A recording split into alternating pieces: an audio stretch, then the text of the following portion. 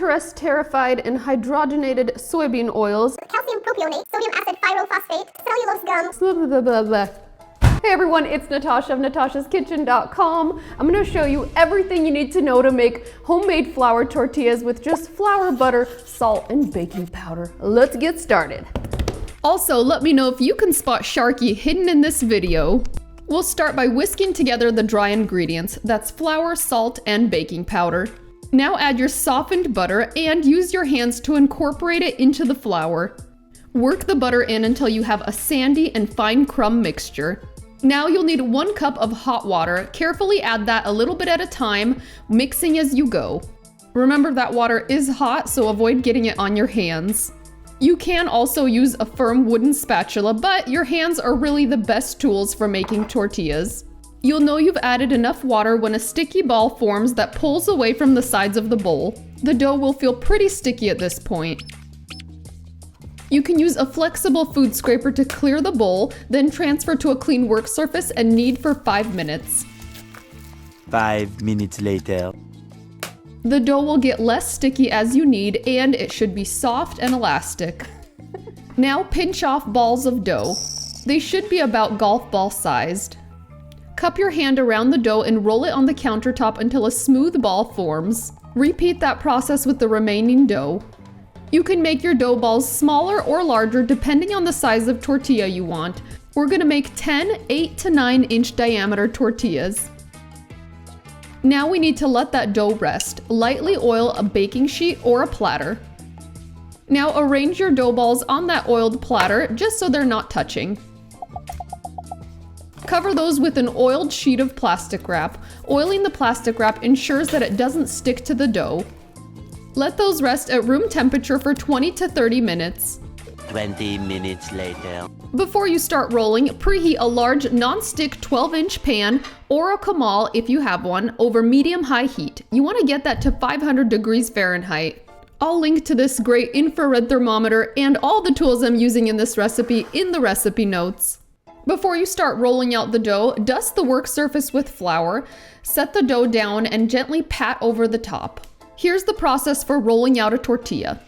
Start by rolling in one direction, then rotate the tortilla and roll again. Rotate the tortilla again, and as it gets larger, you can start rolling up and down, continuing to rotate the tortilla. As it gets larger, you also want to flip the tortilla over. This will ensure that it doesn't curl at the edges.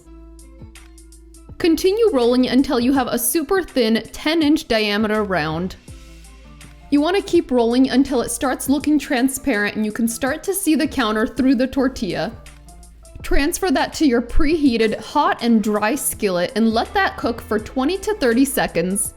Once you see some bubbling on top and some golden brown blistering on the bottom, flip the tortilla and continue to cook for another 20 seconds. You want to make sure your skillet is fully preheated every time to ensure those beautiful bubbles form.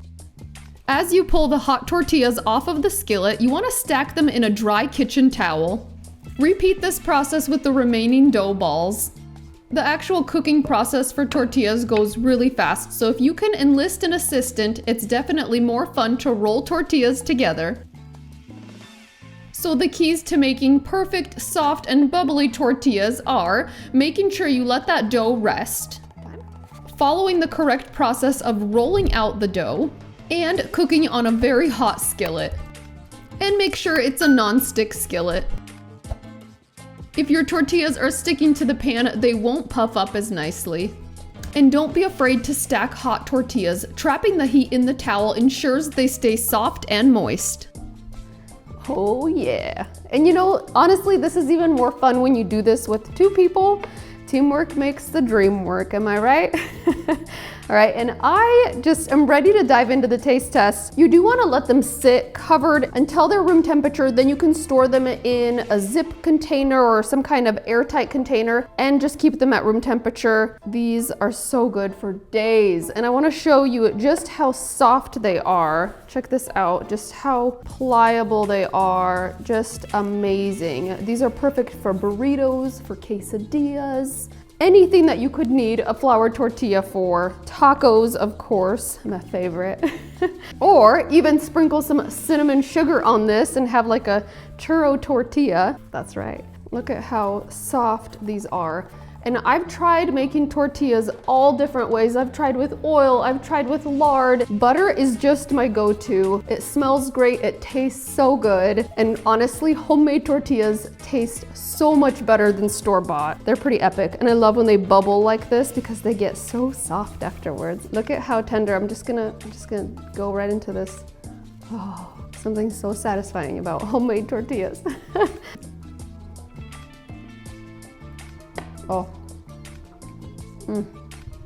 If you haven't tried a freshly cooked tortilla, you're missing out. I want to know what is your favorite way to use flour tortillas, and let me know in the comments if you spotted Sharky. I'm just gonna go make myself a breakfast burrito. It's like 2 p.m. The craving strikes, okay? All right, we'll see you in our next video.